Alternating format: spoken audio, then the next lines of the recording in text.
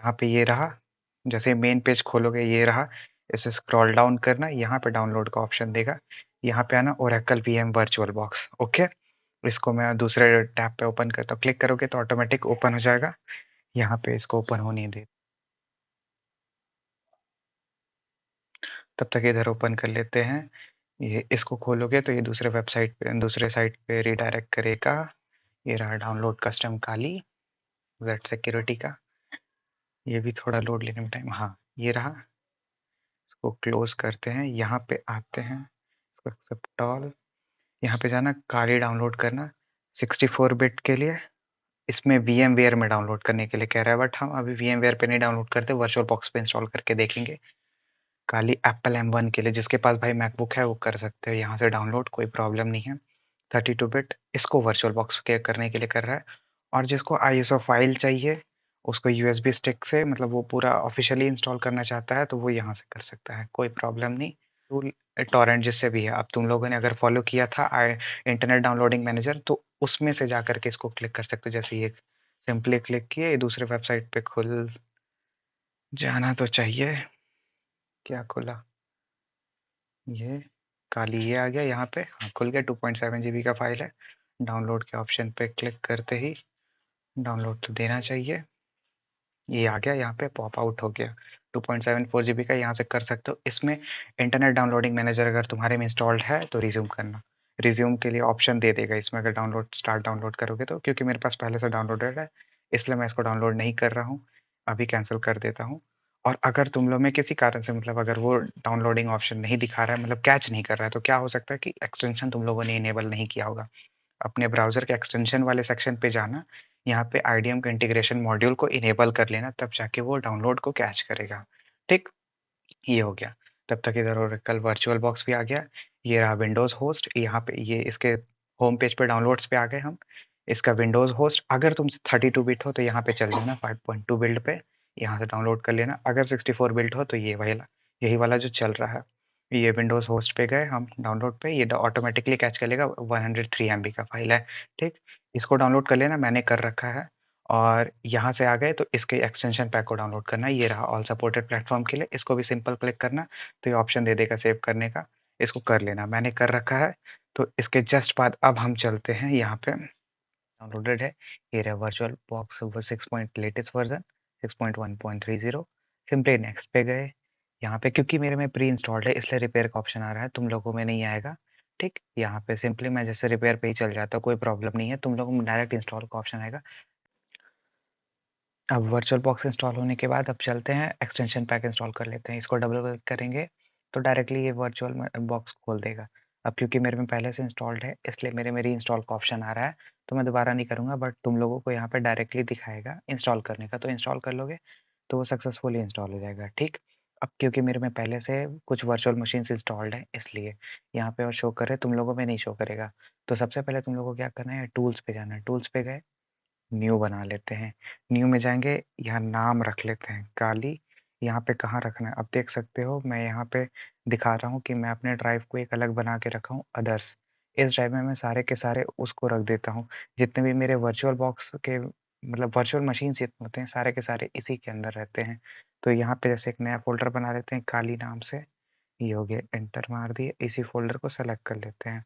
यहाँ काली हो गया, यहाँ पे गए लिनक्स को सेलेक्ट कर लिए, यहाँ पे गए डेबियन 64 बिट है क्योंकि, तो उसको सेलेक्ट कर लिया, मेरे पास रैम है इसलिए मैं यहाँ पे 2048 सेलेक्ट कर लेता हूँ। अगर किसी के पास कम होगा तो यहाँ पे 1024 भी सेलेक्ट करके छोड़ सकते हो, मिनिमम 1 GB रैम देना ही देना। ठीक, यहाँ क्रिएट वर्चुअल हार्ड डिस्क पे गए, क्रिएट, अब VMDK सेलेक्ट करना है, डायनेमिकली एलोकेटेड छोड़ दो, यहाँ कोई ज़रूरत नहीं है, कुछ भी रहने दो, क्योंकि अभी हम लोग इसको चेंज करेंगे ही करेंगे। ठीक, सिंपली यहाँ, अब यहाँ पे हम लोगों को वहाँ पे जाना है जहाँ हम लोगों ने इस काले लिनक्स को डाउनलोड कर रखा था।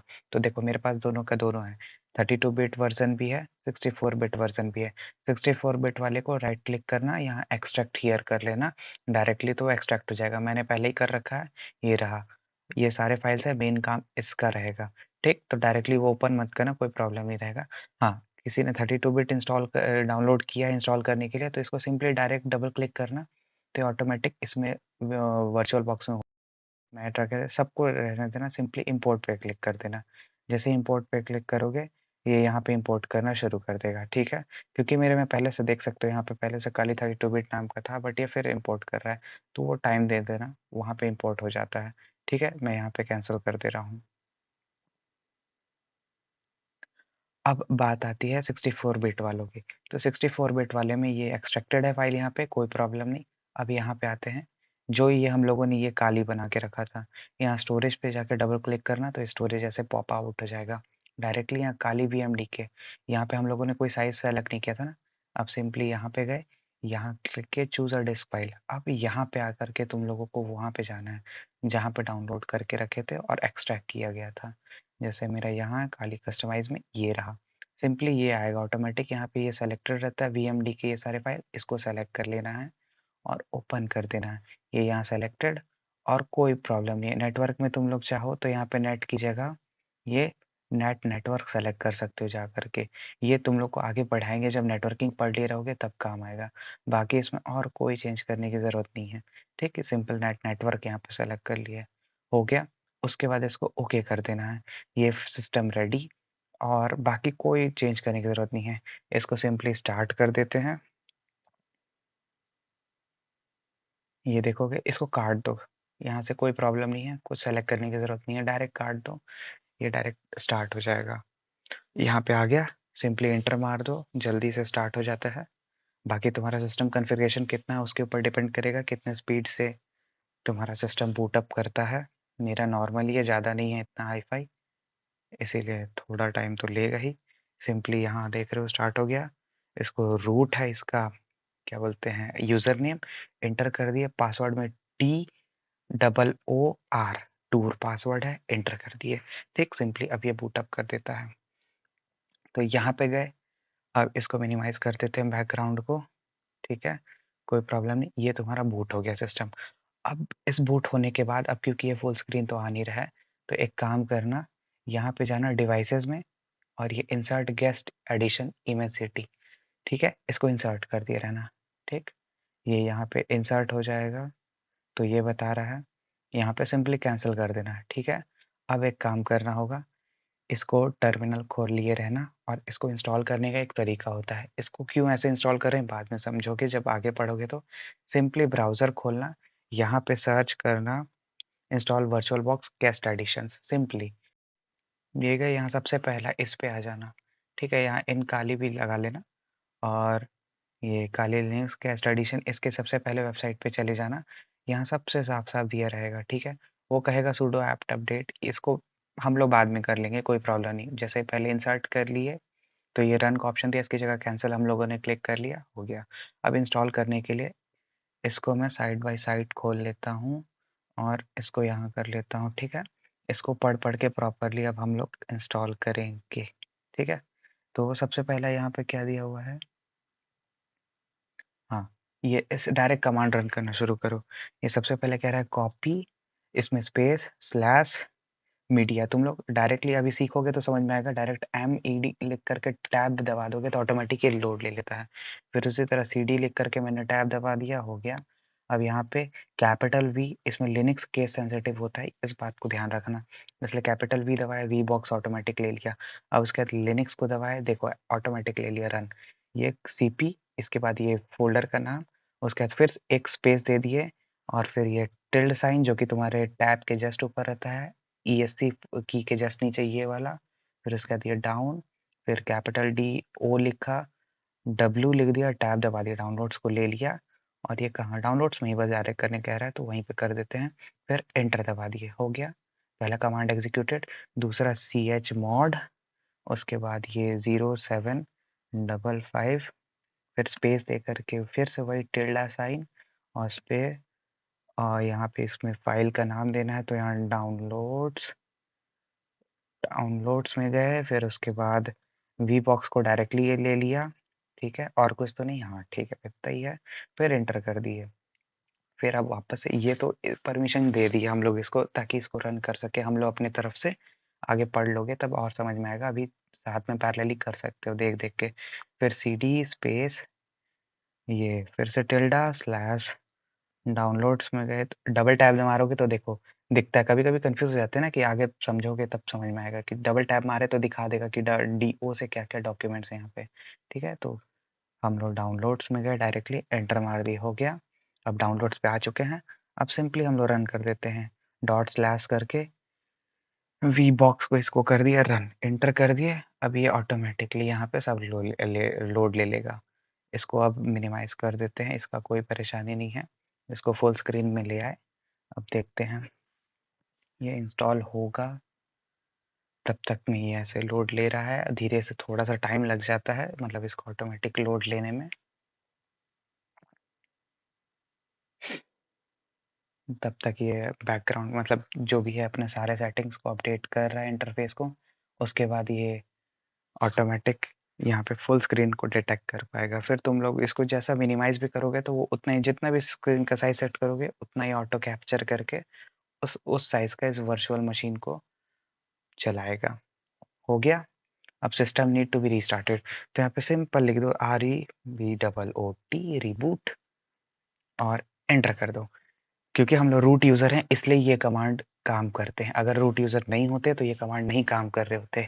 इसलिए हम लोग रूट यूज़र को इतना वैल्यू देते हैं हमेशा, क्योंकि रूट यूज़र हाईएस्ट यूज़र होता है जिसके पास सारे परमिशन होते हैं, ठीक है? तो ये बात आगे पढ़ोगे तो समझ लोगे इस बात पे। फिर रीस्टार्ट हो गया। अब रीस्टार्ट होने के बाद रूट पासवर्ड इज़ टूर, बाद में मैनुअली इसको चेंज भी किया जा सकता है। ये हो गया, सिस्टम रीस्टार्ट होकर के बूट अप हो जाए, मतलब लोड ले ले सारे। यहाँ लिख भी दिया logged in as privileged user, कोई प्रॉब्लम नहीं। अब इसको वापस से फुल स्क्रीन किया, देखो इस स्क्रीन के साइज़ में भी ले लिया, इसको फुल स्क्रीन कर दिया तो ये फुल स्क्रीन का साइज़ ले लिया। अब यहाँ पर से तुम इसको, ये जो सीडी रोम था इसको राइट क्लिक करके इजेक्ट भी कर सकते हो। ये इजेक्ट भी हो गया। अब वापस से सिंपली टर्मिनल खोलो, यहाँ पे अपने जो भी कमांड चलाने हैं वो चला सकते हो। सबसे पहले तो चला लेना apt get अपडेट, एंटर कर देना। ये ऑटोमेटिक सारे अपडेट्स लेना शुरू कर देगा। तुम्हें कोई चेंज करने की ज़रूरत नहीं है, डायरेक्ट कर देना। ये ऑटोमेटिक जितने भी अपडेट्स होंगे लेटेस्ट ले लेगा। अब क्योंकि मेरे पास अभी ये यहाँ पे नेट भी थोड़ा कम ही है और ऊपर से ये टाइम भी ले लेगा, यहाँ दिखा रहा है ना 8 मिनट इतना, तो तुम लोग अपना कर लेना, हो जाने देना सारे के सारे अपडेट। और उस वो कर लोगे तो यहाँ पे ये भी कर लेना, एपीटी गेट की जगह एपीटी अपडेट सिंपल दोनों चला लेना, क्योंकि बाद में पैकेज मैनेजर पढ़ोगे तो समझ में आएगा। एप्ट गेट भी एक पैकेज मैनेजर की तरह काम करता है, एप्ट अपडेट भी, तो वो दोनों हैं, दोनों कर लेना। वो तुम लोग के ऊपर डिपेंड करेगा। चलो मेरे पास तो अभी थोड़ा सा नेट की कमी है इसलिए मैं इसको यहाँ पे कैंसिल कर दूंगा। कंट्रोल सी दबा दोगे तो ये ऑटोमेटिक रुक जाता है। कंट्रोल सी इसमें एक तरह से ईएससी की काम करता है ना, काली में हर जगह, मतलब लिनक्स में कहीं भी कंट्रोल सी दबाओगे तो वो एस्केप बटन जो कि विंडोज़ में है उसकी तरह काम कर देता है। तो ठीक, उसके बाद अब इसका कोई काम नहीं है तो पावर ऑफ, सिंपल और एंटर, ये शट डाउन हो जाएगा। तो यहीं तक था सारा। बाकी तो और वीएमवेयर को जिन लोगों ने इंस्टॉल कर रखा है उसको मैं यही कहूँगा, वीएमवेयर हटा दो, वर्चुअल बॉक्स स्मूथली काम करेगा तुम्हारे हर सिस्टम पे। और वीएमवेयर क्योंकि मैं डाउनलोड भी कर रहा था लेटेस्ट वाला वर्जन, तो उसका 650 एमबी का दिखा रहा था, तो वो बहुत ज़्यादा हैवी भी हो जाएगा, इसलिए मैं उसको स्किप करने को बोल रहा हूँ। बाकी वर्चुअल बॉक्स छोटा भी है और सबसे सही चीज़ भी, सही तरीके से चल पाएगा, ठीक। और अगर किसी में कोई दिक्कत आ रही हो तो समझ लेना उसका एंटीवायरस उसमें बीच में बाधा डाल रहा है, तो अपने एंटीवायरस को डिसेबल कर लेना। या फिर अगर विंडोज़ का ही है सिक्योरिटी तो विंडोज़ सिक्योरिटी में जाके उसका रियल टाइम प्रोटेक्शन को ऑफ कर लेना।